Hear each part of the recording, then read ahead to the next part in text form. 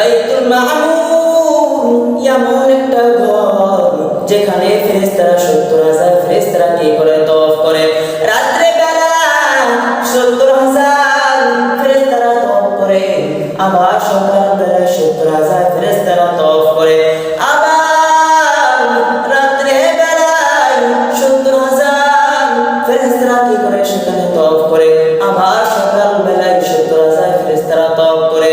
কিন্তু একটা ফেরেশতা দুইবার সেখানে তওয়াফ করার সুযোগ নেয়, কারণ সেখানে সুযোগ পায় না, কারণ ফেরেশতা আল্লাহ তাআলা এমন নিযুক্ত করে দিয়েছেন দুইবার কি করতে পারে না, তওয়াফ করার সুযোগ পায় না। আল্লাহ তাআলাকে ডাক দিয়া কয়, ও প্রভু,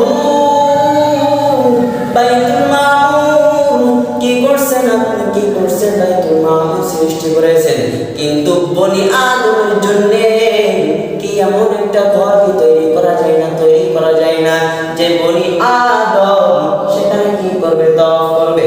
আল্লাহ তাআলা ওই সোজা বাইতুল মামুরের সোজা আল্লাহ তাআলা খানে কাবা বাইতুল্লাহ সেখানে কি করছেন, খানে কাবা বাইতুল্লাহ সৃষ্টি করে দিয়েছেন। দেখবেন সেখানে হাজিরা সাদা কাপড় পরিয়া সেখানে তওয়াফ করে আর বলে লাব্বাইক আল্লাহুম্মা লাব্বাইক,